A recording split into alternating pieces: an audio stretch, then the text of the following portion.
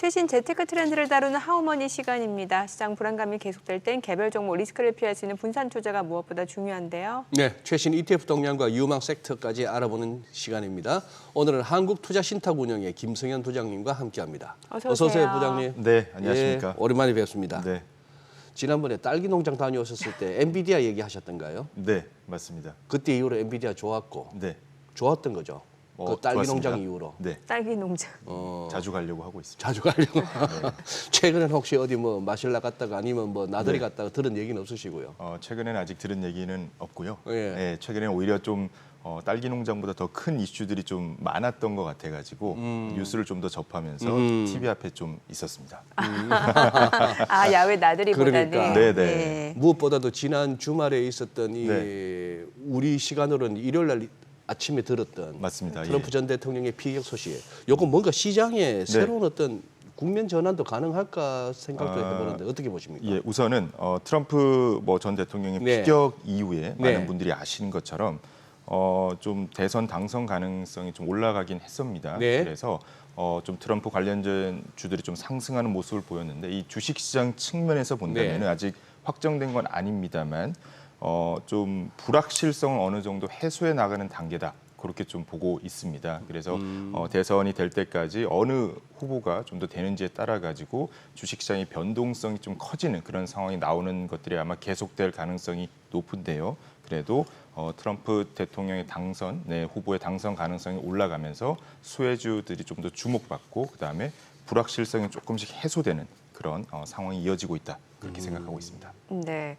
ETF 시장 수익률도 좀 궁금해지는데 그동안 네. 사실 빅테크 관련주들 수익률이 굉장히 좋았거든요. 네, ETF 어땠나요? 역시나 빅테크 관련된 종목들이 최근에도 M7 중심으로 네, 예. 그동안 좀 상승세가 조금 약했던 테슬라가 네. 좀 반등을 했고요. 그다음에 다른 빅테크 관련된 종목들도 신고가를 이어가고 있습니다. 그래서 수익률 상위를 보시게 되면은 단순히 빅테크만 지금 나와 있긴 합니다만 전체 ETF 중에서도 빅테크 관련된 종목들이 굉장히 높은 상위에 있다 이렇게 보시면은 될 것 같습니다. 그래서 상반기는 물론 하반기에도 물론 7월 중순부터 실적 발표가 이어져 있긴 합니다만 그래도 빅테크만한 그다음에 빅테크 중심의 이런 시장은 계속 흘러가지 않을까 그렇게 예상을 하고 있습니다. 지금 네. 수익률 YTD 금년 네네. 들어서 연초 이후 수익률이죠. 맞습니다. 연초 이후입니다. 연초 이후 수익률이고 예. 7월 12일까지에 네. 따져봤을 때 네네. 1등, 2등이 있습니다. 에이스는 한국투신. 맞습니다. 예. 이 코너가 5회밖에 딱 좋아. 아, 우리가 출연하시는 네. 수익률 따지다 보면은 꼭 그때 출연하시는 분들의 네. 회사의 네. ETF들이 수익률이 좋아요. 그거는 다른 회사는 제가 잘 모르겠습니다만 저희 에이스 같은 경우에는 굉장히 객관적인 기준으로. 객관적인 기준. 이게 저희가 왜냐하면 YTD라고 말씀을 드렸습니다만 1개월, 3개월 아니면 1년 거의 모든 구간 동안을 어떠한 구간을 보더라도 최근 몇 년 동안은 빅테크 중심의 시장이 이렇게 흘러가고 있는 상황이고요. 그렇기 때문에 여전히 빅테크가 중장기적으로 좋은 전망을 이어가고 있다. 이렇게 볼 수 있습니다. 지금 그러면 이거는 어떨까요? 네. 이 표현을 갖다가 그냥 다들 일반적으로 쓰니까 예. 미국 투자하시는 분들은 우리가 서학개미라고 얘기하는데 예. 이 서학개미들의 투심이 쏠린 즉 서학개미들의 많이 갖고 있는 종목 예. 이쪽에다가 또 이쪽을 갖다 중심으로 또 구성하는 ETF가 있다고요? 맞습니다. 어. ETF 중에서 에이스 미국 주식 베스트셀러라는 ETF가 있습니다. 종목명에서 보시는 것처럼 베스트셀러, 그러니까 국내 투자자, 개인 투자자, 기관 투자자, 일명 서학개미가 대부분이긴 합니다만 그런 투자자들이 많이 투자하는, 그다음에 거래가 많이 되는, 그리고 많이 보유하고 있는 이런 세 가지 이런 항목을 저희가 중심으로 해서 상위 10개 종목을 편입을 했고요. 매월 말 리밸런싱을 통해 가지고 수익률, 장기 수익률과 함께 이런 트렌드를 같이 갖춘 그런 ETF들도 높은 수익률, 그다음에 많은 투자자분들의 관심이 몰리고 있습니다. 네. 지금 보면은 이제 그동안은 이제 서학개미 분들이 이제 엔비디아 많이 갖고 있었다고 보면 최근에 좀 바뀌었어요. 테슬라 많이 매수를 해가지고 맞습니다. 지금 가장 많이 매수한 종목이 테슬라인데 또 간밤에 나온 소식 보면 일론 머스크가 트럼프 전 대통령 지지를 선언했고 이게 참 앞으로 최근에 단기간에 또 랠리도 이어졌단 말이죠. 네네네. 관련 ETF는 어떤 전략이 좋을까요? 역시나 이 테슬라 관련된 ETF들도 수익률이 굉장히 좋았는데요. 네. 아무래도 최근엔 좋았습니다. 그렇지만은 한 6개월, 1년 정도는 좀 부진했죠. 그렇지만은 테슬라 같은 경우는 많은 분들이 뭐 밈주식 아니냐, 아니면 너무 단기적인 그런 것만 쫓아가는 게 아니냐라는 말씀도 많이 주십니다만, 그래도 테슬라는 뭐 압도적으로 전기차 자율주행 전 글로벌 1위 종목입니다. 그래서 네. 중장기적인 전망, 그다음에 전기차 캐즘이라고 하죠. 그렇죠. 전기차 시장이 조금 부진한 그런 흐름을 따라 가지고 수익률이 조금 부진한 모습을 보였습니다만, 그래도 테슬라가 가지고 있는 미래 중장기 성장성 이런 것들을 볼 때 여전히 저희가 포트 중에서 반드시 갖고 가야 되는 종목 중에 하나다, 이렇게 보고 있고요. 최근에 역시나 뭐 테슬라 관련된 ETF들의 성과가 빠르게 반등하는 그런 모습을 보였습니다. 또 뭐 시장에서 뭐 나름 명성을 떨치고 있고 지금도 영향력이 큰 빌 그로스가 한 말 아닙니까? 거의 뭐 민주식처럼 움직인다 테슬라가 테슬라 가격이. 예. 뭐 그런 시각에 대해서는 우리 부장님 어떻게 평가하세요? 우선 뭐 단기적인 그 뭐 주가의 흐름 같은 경우에는 좀 네. 변동성이 높은 주식이긴 합니다만, 그래도 나스닥 뭐 시가총액 10위 안에 들어가 있는 종목을 밈주식이라고 할 수 있을까? 네, 라는 생각을 하고요. 그러네요. 만약에 테슬라가 돈을 못 버는 기업이다, 아니면 단순히 꿈만 쫓는 기업이다 라고 하게 되면은 밈주식이라는 그런 의견은 어느 정도 동의할 수는 있습니다만, 테슬라는 엄연히 수익이 나는, 그다음에 미래 성장성이 굉장히 높은 종목 중에 하나입니다. 그래서 밈주식이라는 그런 표현은 저는 동의를 하지 않고요. 대신에 어느 정도의 변동성이 상대적으로 높은 종목이다. 왜냐하면 하고 있는 비즈니스가 굉장히 많고요. 그러한 것들이 아직 조금 초기에 있는 비즈니스들이 많다 보니까 밸류에이션 자체가 어려울 수 있습니다. 변동성이 있다고 하지만은 역시나 중장기 성장성만은 굉장히 높은 종목 중에 하나다, 이렇게 보고 있습니다. 그러면 저쪽은요. 네. 방금 뭐 빌그로스도 보고 하니까 또 네. 빌그로스 보니 또 채권 생각이 나서 네네. 그동안에 이 채권 ETF 쪽에 네. 이제 미국 쪽에서 네. 국채 수익률이 올라가는 즉 국채 가격이 그만큼 떨어졌으니까 예. 성적은 부진할 수밖에 없었는데 그래도 그동안에 많이 내려왔어요. 금리가. 맞습니다. 가격은 올랐고. 예.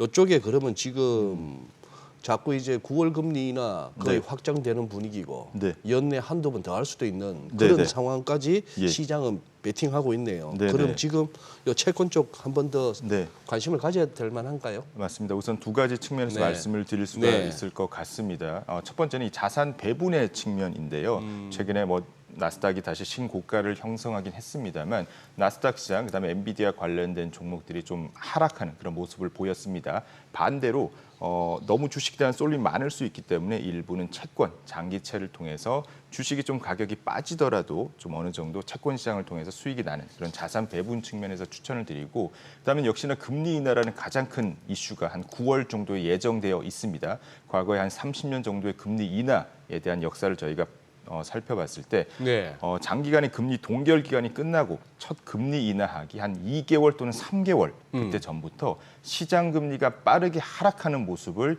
거의 예외 없이 보여왔습니다. 만약에 9월에 금리 인하를 한다고 하면은 저희가 뭐 정확히 뭐 미래 언제 시점에 금리가 무조건 빠진다 이렇게 말씀을 드릴 수는 없습니다만, 과거 역사상 2개월 또는 3개월부터는 금리가 빠르게 인하했다라는 두 가지 측면을 봤을 때 채권, 특히나 미국 장기채에 대한 투자는 저희가 여전히 유효하다, 이렇게 보고 있습니다. 근데 지금 한국투자신탁운용에서 최근에 네. 그 초단기 채권 ETF 네. 출시를 했잖아. 이게 예, 뭔가 맞습니다. 좀 파킹 통장처럼 잠깐 거치해두는 식인 거잖아요. 네네네. 예. 그럼 지금 이제 장기채 ETF랑 설명을 주셨는데 네. 둘 중에 뭐가 더 매력적이에요? 우선 약간 쓰임이 좀 다르다, 이렇게 쓰임이 말씀을 다르다. 드릴 수가 있을 것 같습니다. 장기채 같은 경우는 사실은 그 금리에 대한 뭐 일드라고 하죠. 채권의 이자를 먹는 그런 것보다는 좀 듀레이션 플레이, 뭐 금리가 하락했을 때 훨씬 더 높은 매매 차익을 조금 더 노리는 그런 상품이고요. 대신에 단기채 같은 경우 말씀 주신 것처럼 파킹형입니다. 네. 약간 자금이 어디로 흘러갈지 좀 정해지지 않을 때, 예. 아니면 조금 보관하고 싶을 때 하는 그런 자금이기 때문에 쓰임이 조금 다르다, 이렇게 보고 있고요. 그다음에 파킹형이 굉장히 좀 한 30조 규모 정도까지 굉장히 많이 성장을 했습니다. 그만큼 ETF에 대한 활용도가 높은데, 이 초단기 채권, 그다음에 파킹형을 선정하실 때 가장 중요한 것은 표에서 나옵니다만은 만기 수익률 YTM입니다. 그래서 이것도 혹시나 오해를 하실 수가 있는데 공교롭게 저희가 A스가 가장 높긴 합니다만 저희가 특정 날만 고른 게 아니고 예. 며칠 연속으로 저희가 상장 이후에 저희가 가장 높은 수준에 있습니다. 예. 그래서 다른 파킹형 또는 뭐 CD ETF 이런 것들을 고를 때 YTM을 다 비교를 하시면서 고르시길 저희가 권해드리고 있고 여전히 국내 같은 경우에는 장단기 금리 역전 현상이 지속되고 있습니다. 그렇기 때문에 파킹형 ETF를 좀 활용해서 나중에 투자하시기 전에 유휴 자금을 사용할 수 있을 것 같고요. 그다음에 7월 중순부터 미국 시장의 실적 발표가 이어지고 있습니다. 네네. 나는 만약에 실적 발표까지는 조금 기다렸다가 실적 발표 나오는 거 보고 빅테크 ETF를 매수하고 싶다 하시는 분한테는 빅테크 ETF 매수 전에 파킹 ETF로 파킹을 하셔가지고 연한 3.7, 3.8 정도의 수익률을 누리시면서 투자하시는 것도 좋은 방법이다 이렇게 생각하고 있습니다. 저 네. 29조 거의 30조가 되는 저 돈이 네. 파킹형으로 거의 잠시 머물러 있는 건데 네, 그것은 뭐 나오는 단기채에서 나오는 이자라는 것이 별 차이는 없을 거고 은행 이자하고 예. 저 돈들이 그러면 어디론가 또 돈 된다 싶으면 막 갈 거 아니에요. 네, 맞습니다. 증시가 한번 네. 세게 조정이 오면 증시로 가든지 네, 아니면 이거 부동산이 꿈틀거리겠다 싶으면 부동산으로 가든지 네. 와 돈이 저만큼 탄약고에 실탄이 저만큼 있네요. 네, 시장에 굉장히 돈이 많습니다. 시장에 돈 많네요. 네. 지난 7월 11일 날 2,896 장중에 네, 우리 네. 고점이 예. 그런 상황이 되긴 했습니다만 예. 그러나 그 이후로 지금 어쨌거나 근 한 2주 동안 우리가 2,860, 70 아직도 요구간입니다. 코스피 네. 지수만 봐서는 예. 그 안에서 지금 순환매로 다들 막 분주하게 가고는 있는데 예. 이 자꾸 이제 국장 아직도 국장하냐 이런 소리를 자꾸 하니 네. 부장님 어떻게 보세요? 지금 그래도 우리 ETF 시장에 우리 네. 미국뿐만 아니고 우리도 네. 많잖아요. 우리 시장도. 맞습니다. 예.